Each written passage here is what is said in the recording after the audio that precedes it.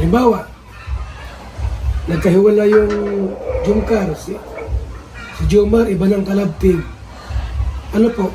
Okay lang ba sa yung gano'n? Ano, okay lang? Kung hindi na lang po si Yumar Kuyabal, patigil ko na lang po ang vlog kay Carla. Ha? Ha? Kasi po ano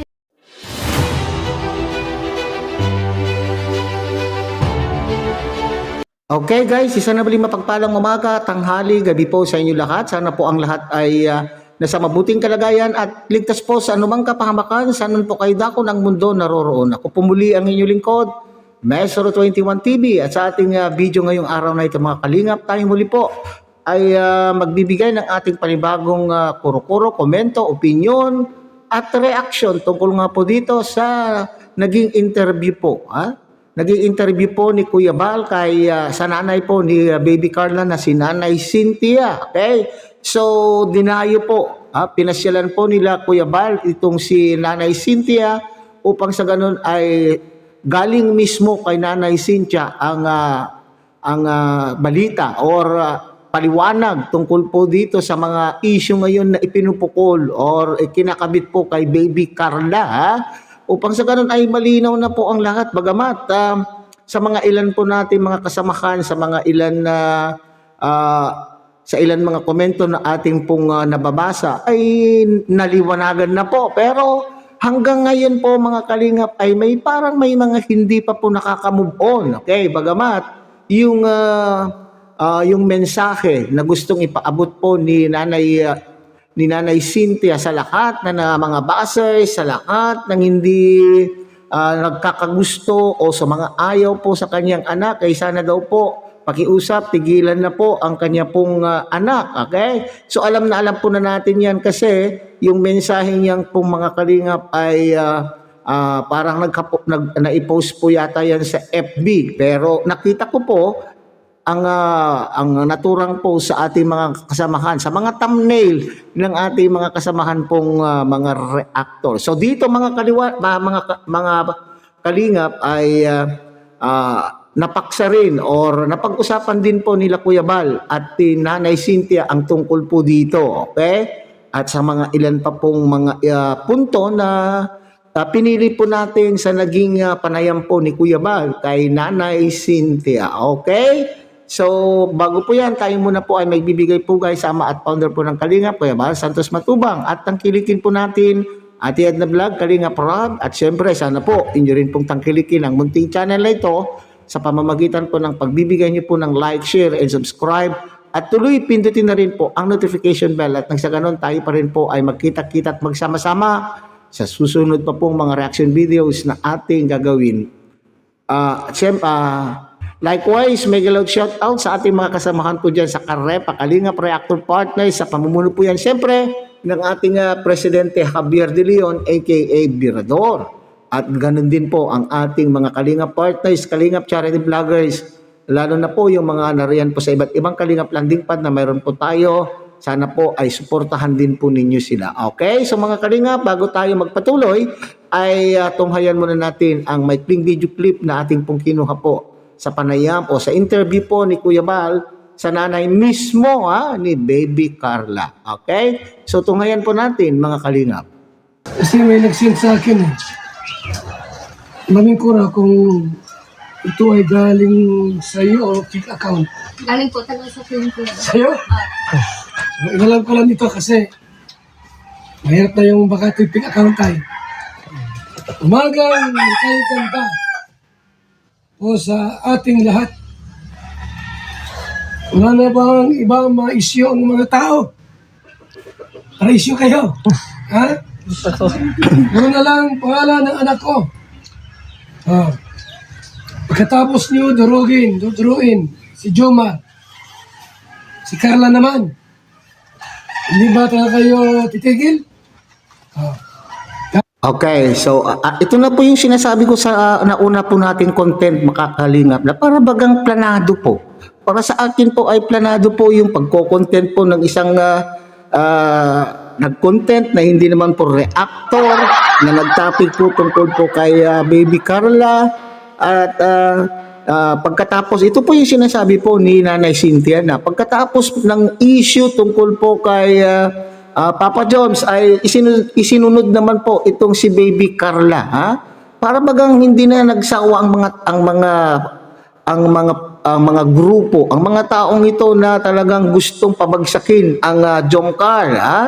Yung mga hindi nasisiyahan na makitang masaya itong dalawa at malawig na o malayo na ang nararating ng dalawa ay ito yung bitter, mga taong bitter na ayaw po talagang makitang masaya po itong Jomcar ay talaga naman pong gumagawa-gawa ng paraan upang masiraan. Pero sabi nga ng itong mga solid Jomcar supporters ay hindi na po sila papatinag dahil alam po nila na matatag po ang Jomcar. Okay? So ito po yun although karapatan din po naman ni Nanay Cynthia na magtanggol. Magtanggol po sa kanyang anak kasi ang unang masasaktan mga kalingap kung ang kanyang ang anak ang nadidihado ay siyempre itong mga magulang. So ito po yung intindihin po natin si Nanay Imelda tuloy, si Nanay Cynthia, kasi karapatan din naman po niya dahil anak niya po yun, nasasaktan po siya, bahagi po ng kanyang pagkatao ang batang ito, kaya may karapatan po siyang magtanggol. Kung tayo nga mismo ay tagahanga lamang o iniidolo lang po ang Jomcar o ang Baby Carla, tayo din po ay nasasaktan mismo. Kung tayo po ay nakakabalita o tayo po ay nakakabasa ng negatibong komento tungkol po kay Baby Carla, ito pang nanay kaya itong mga nagsasabi na si Nanay Cynthia dapat tumigil, hindi dapat nakikisali, ay hindi natin po siya mahahadlangan, hindi natin po siya mapipigilan sapagkat siya po ay isang ina. Okay? Kahit anong issue na lang, grabe kayo. Sino atin yung tututukoy mo na mga reactor ba? Hindi po, Kuya Bal. Yung mga, Okay, so maliwanag po dito mga kalinga pa, hindi daw po reactor ang tinutukoy po dito ni Nanay Cynthia. Kasi baka mamaya, kagagagawan na naman kasi ng mga reactor yan. Nagre-reaction agad-agad. Wag isisisi sa reactor, maliwanag po yan sa sinabi po ni Nanay Cynthia. fake news na nagsusumbong daw na yan. lagi daw pumupunta sa wedding ni Carla, BF daw ni Carla. Yun. So, paliwanag ko naman po, Kuya Bal, kahit ikaw po, di ba magulang ka din po. Yan. Di ka po matutuwa na palaging nasa thumbnail nila ang anak mo, palagi silang chismis, ganito. Ang tanong ko lang, bakit Okay, so ito na po yun mga kalingap, yung nagsusumbong-sumbong, nagsusumbong, hindi naman sa right person, dapat magsumbong sa tamang tao. Kanino? Para sa akin, mga kalingap, ito opinion ko, kung kayo po ay may nalalaman tungkol po sa mga sinasabi nyo na tungkol na ganyan-ganyan, si Carla, ganyan-ganyan, mag-direct your sumbong sa tamang tao. Sino yung tamang tao? Siyempre yung tinatawag natin handler, producer, director, si Kalingap Rab. Hindi kung kanino pa kayo magsusumbong, lalo na kung ang pagsusumbungan nyo mga kalingap ay reactor. Kasi kung, ito opinion ko lang naman mga kalingap, kung sa reactor po kayo nagsumbong, hindi yan makakawala, hindi yan mapipigilan at kayo ay at itong reactor na ito ay iko-content kung ano yung sumbong po ninyo. So maigi na po yung direkta po kayong magsumbong kay Kalingap Rab at si Kalingap Rab ang gumawa ng pamamaraanan upang imbestigahan po ang inyong sumbong kung tama o mali. Okay, so sabi ko nga, pagka-reactor, iko-content kayo niyan. ano yung issue ganun na may lalaki sa boarding house ni Carla? Sino magsimula? Hindi ko po alam, Kuya Bal, kasi nga po kami, ngayon, galing na po ako sa inalam ko din kung anong kalagayan ng anak ko. Okay naman po siya na nakausap ko naman po siya kanina. Sabi niya nga po sa akin, Mama, hayaan na lang yun kasi para din nga po daw sa akin na ganyan nga po na Bakit po ako ng isang nagkaroon ng araw. issue ganun? ano ang, siyempre mayroong pinagmulan yan. Tama, Kuya Bal. Tama, may pinagmulan. Tama, may pinagmulan. Sige, pagpatuloy pa natin ha, mga kalingap. Kasi po, si Carla talaga minsan pag nauwi po yan dito, sinusundo po ng pinsan niya, criminology po dyan. Lalaki ang sundo. Opo. Yun. Tapos sinahatid niya po dito sa bahay. Tapos Yun. pag pauwi naman po, magkasama naman sila. Okay, so malinaw po yan ha. So ibig sabihin pala mga kalingap, yung pinsan po niya yan na criminology student din, ay yun ang kasabay po ni Baby Carla na umuwi dyan sa kanya pong mga pamilya, sa kanya pong magulang. At ito ay alam ha. Alam po ng nanay o alam po ng mga magulang ang yung ganung setup ha. Okay. Sige. Masama po ba kahit pinsan? Masama po ba? Oo. Lahat na lang po, i-issue nila na kailangan lang malaman na ano, ipapaalam sa kanila, ito kasama ko, ganito, ganyan. Galaw po ba ng galaw? Kailangan. Nanay Cynthia, ganito naman po yan. Hindi natin po maiiwasan, hindi natin po masisisi ang mga nakakakita, lalo na po kung hindi nila kilala nga. Okay, tama ka na walang karapatan ng bawat isa na mag-question, walang karapatan ng bawat isa na kayo po ay magpaliwanag po. Pero isipin po natin na itong si Baby Carla ay sikat na, public figure na po kung baga. Kaya silang lahat, hindi lamang po si Baby Carla, lahat po ng Kalingap Angels na medyo sikat na po ay may kinakailangan ay ang kanila pong kilos ay magiging maging pino ang kanila pong mga kilos, mag-ingat sa kanila pong mga kilos kasi ang mga taga-suporta na nakapaligid ay nandyan ang mga mata po nila nakatingin parati po sa kanila kasi nga sabi ko sikat na po, intindihin po natin na sikat na po, pero alam ko naman po yung pinagdadaanan po ninyo na talaga naman pong sabi nyo nga nasasaktan din po kayo. Ang talaga yung paalam. Baka sa tingin ng iba, hindi magpinsan, akala kung sino lang. Siguro, Tama. ano po, para sa akin naman po, huwag muna sila yung ganyan kung ano ang issue bago. Alamin muna po nila ang totoo bago. Tama, oo. Correct. Ikaw, reactor ka, sino ang nagsimula ng issue na ito? Yan. Sige. Sa Banatan mo, Pres Berenor. ganyan kasi una sa live. Sa live nino. Diretsuhin mo na kasi, Pres Berenor. Kanino? Sino? Pero niliwanag naman yan. Si Sikmaya? Yan. Tama. Niliwanag naman niya kasi na sinabi niya doon. Oo, may kasama talaga si Carla na minsan ay nalalaki. Pero Ano? pinsan. Pag-ulit tao. Nanlalaki.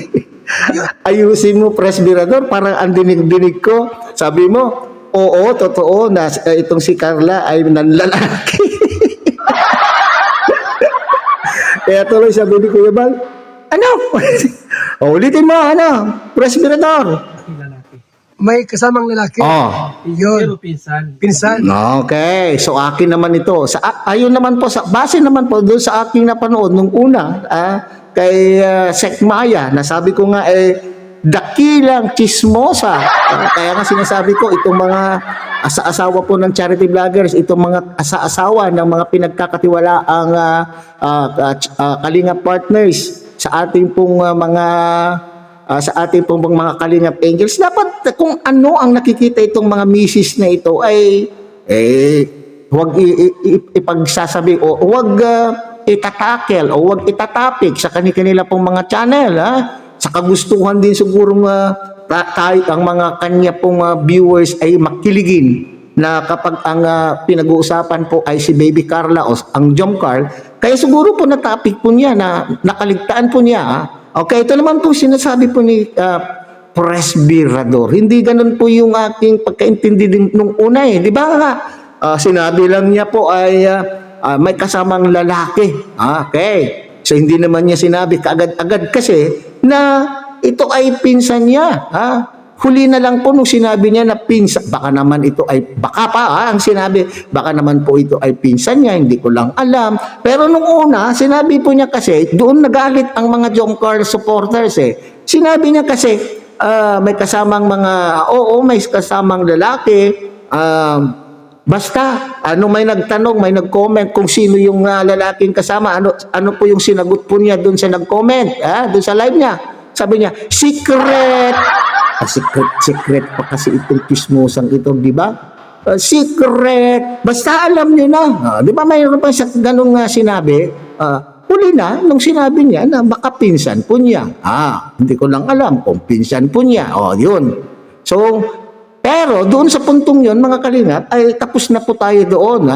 Sana tapos na, mag-move on ang lahat po rito. Kaya malang naman natatakil po ito kasi gustong malaman nga mismo ni Kuya Bal sa direkta kay Nanay Cynthia. Hindi po ba? Pero, ito ay lesson learned sa mga nakakasalamuha po ng Kalingap Angels po natin. Lalo na po itong mga asawa ng mga nauutusan po ni Kalingap Rob. Dapat meron din rules na huwag i-topic, huwag silang mag-topic, lalo po sila ay hindi naman po mga reactor. Kung ano ang nakikita po nila, leave it that way. Nasa kanila na lamang po. Okay, kaya ito yung pinagmumulan po ng bashing. So, pwede din natin masabi na simula po, dun sa live po, pagtatopic ni Sek Maya, ay doon po nagmula ang issue. Hindi po ba mga kalingap? Simulat sa pool, alam ko na pinsan naman talaga. Alam mo naman pala, Presbyrador. Kasama ni Carla. Kasi po kuya, kahit sino po, ako lang naman po na magulang, hindi po ako magtitiwala sa ibang tao kung hindi sariling Oo naman. Tama. sino po magulang. Kaya po bilang magulang po, baga masakit na yung anak mo palagi, na ano po, depression na yung anak mo sa pag-aaral. Kahit ano po, Tama po. Kung ganito po ang nangyayari, na puro pambabas na lang po kay Baby Carla, kung ang nanay ay nasasaktan, tuloy-tuloy pa rin po ang tatakel sa isyong ito, maapektuhan ang pag-aaral po ng bata. Okay. ay sila lang pinag-uusapan, ganito, ganyan. Lahat ng balita na lang pwedeng ibigay, masasamang balita, ibibigay nila. Kaya nga, hindi pwede yun. Magulang talaga, magagalit na nito. Ako din po makausap si Kalingap Rob po. Kasi ano po, para sa akin po, gusto ko kung halimbawa kung ibablog yung anak ko, Kalingap Rob na lang, ayaw ko na po sa Tama. iba. Okay. So, maliwanag po ito, Dahil sa mga ganitong pangyayari, kaya nakapag-desisyon po si Nanay Cynthia, nakakausapin daw po niya si Kalingap Rob. Kakausapin niya na kung maaari, kay Kalingap Rob na lang po siya magpapablog. Okay. So, nasa rule naman po Nanay Cynthia, nasa rule naman po na hindi po pwedeng i-vlog si Carla ng mga Kalingap Angels. Pero sa ngayon po kasi nangyayari, pagkahalimbawa po ay nagiging kasama po nila si Baby Carla, ay sila po ay kumukuha ng picture, larawan, okay. Pero may paliwanag po dyan si Kuya Bal, doon sa naging live po niya kaninang umaga na pwede naman kuhanan ng larawan. Pero kung ang dahilan mo o layunin mo ay i-post mo rito, o baka naman po nakuhanan na hindi handa, na maaring nakuhanan mo na walang bra, na walang kaayos-ayos, nakuhanan mo na mayroon kaakbayan, na ito po ay ipopost mo at mag-invite ito ng pambabas, ay dapat daw iwasan po yun. Yun ang paliwanag po ni Kuya Bal kanina po sa kanya pong naging live. So tama po itong gagawin po ni Nanay Cynthia, pero sabi ko nga, mayroon naman pong rule talaga na hindi po pwede na i-vlog. Pwede silang kasama, hatid-hatid, pero pag vlogger po yung kasama, hindi pwedeng may picture-picture, okay, o may video-video. Tama yan. Ayaw ko na po sa ibang reaktor, ayaw ko na po sino-sinong O ayaw daw po sa ibang reaktor. Okay, so ibig sabihin, tayong mga reaktor ay huwag, kung maaari, huwag na natin daw reaksyonan. Pero may paliwanag din po dito si Kuya Bal sa kanya pong naging live kaninang umaga na pwede naman daw pong reaksyonan. Hindi ka naman po uli ipinagbabawal. Di ba pinagbawal na po noon na bawal reaksyonan muna itong si Baby Carla at Baby Beyonce. Okay, so dito sinasabi niya, mga reactor, wag na daw ibablog. Pwede naman daw po, sabi po ni Kuya Bal, for as long as your reaction is fair. Dapat lang daw po good vibes, fair ang reaction, hindi yung reaction na talagang babalahurain mo, kukwestiyonin mo yung balita na iyong pong nakalap na hindi mo pa naman po hindi pa naman po napapatunayan kung tama nga po yung nasagap na yan na balita, hindi po ba? Okay. Mga K-boys, mga ayaw ko na po. Ay, tama. Oh, K-boys!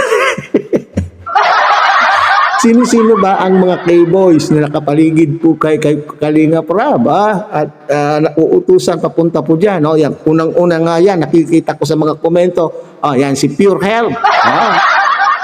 Kaya yung Kalingap Takanan, sila Kalingap Ian, Kuya Nels, kung sino-sino pa po dyan, Kalingap Derek, Gilumags, kung sino-sino pa po. So, malinaw po yung sinabi po ni Nanay Cynthia.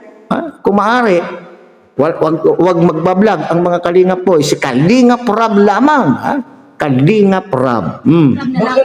Baka naman yung anak mo ay nagpapabalag sa iba tapos nire-release pa. Iwan ko lang po. Mabait kasi si Carla. Ang hindi ko po. Pero pag si Jomar ang vlog, okay lang. Si Kalinga Prab lang po. Malinaw din. Pati din daw po si Kalingap Kalingap Jomar, si Papa Jones, bawal din i-vlog. Pero nandun din po yan sa rules. Sakop din po yan ng ating rules na maski itong mga leading men ay bawal po nilang i-vlog yung kanila pong kalab team o kanila pong partner. Malinaw din po yan. So para maging fair, maski din daw po itong sabi po ni Nanay Cynthia ay maski si Kalingap Jomar, huwag i-vlog. Kay Kalingap Prab lang daw. Tama. Jomar, di ka rin pwede mag-vlog, ha? Kalingap Prab lang. Para per daw. Grabing issue, ay. Para per daw. Halimbawa, nagkahiwala yung Jomcar. Si Ay, wag naman. Jomar, Wag naman Kuya Bal, wag naman. iba ng kalab team. Ano po? Okay lang ba sa yung gano'n? Si Carla naman, iba ng lab team. Ano, okay lang? Kung hindi na lang po si Yumar Kuyabal, patigil ko na lang po ang vlog kay Carla. Ha? Kasi po, ano Okay, so tama po yun So ang ganda po yung pagkakasabi po ni Nanay Cynthia. Kung hindi rin lang po itong si Papa Joms o Kalingap Jomar ang magiging kalab team o magiging partner sa vlog, wag na lang. Parang pangit nga din po kasi. Lalo na po kung ang dami po nating iniisip tungkol po sa kanila pong tungkol po sa ating mga nakikita sa kanila pong mga vlog. Tapos right away iba na naman po yung makikita po nating kapartner po ni Baby Carla. Hindi maganda para sa akin mga Kalingap. So ang cute po yung pagkasabi po ni Nanay Cynthia po dito na kapag hindi po si Kalingap Jomar ang kapartner po ng kanyang anak ay wag na munang mag-love team o wag na lang mag-love team po itong si Baby Carla. So ibig sabihin, napakalaki na po yung pagtitiwala o napakalaki na po yung trust na binibigay po ng pamilya po ni Baby Carla kay Papa Jones. Ibig sabihin, nakasanayan na po nila at kilala na nila po na hindi papabayaan po ni Papa Jones ito si Baby Carla. Naaalalayan, aalagaan, kumbaga. So malaki po yung pagtitiwala po na ibinibigay po ng pamilya po ni Baby Carla po kay Papa Joms. Kaya yun po ang kanya pong nasabi na kapag hindi rin lang itong si Papa Joms ang kalab team, ang kapartner, wag na lang. Okay, so hanggang dyan na lang muna tayo mga Kalingap. Ulit ang kilikin po natin Kuya Bal Santos Matubang, Ate Edna Vlog, Kalingap Prab. At siyempre, sana po ay inyo rin pong tangkilikin ang bunting channel nito sa pamamagitan po ng pagbibigay niyo po ng like, share, and subscribe. At tuloy pindutin na rin po ang notification bell at nang sa ganon, tayo pa rin po ay magkita-kita at magsama-sama sa susunod pa pong mga reaction videos na ating gagawin. Muli, isang mapagpalang umaga, tanghali, gabi po sa inyong lahat. Mabuhay po kayo at God bless everyone.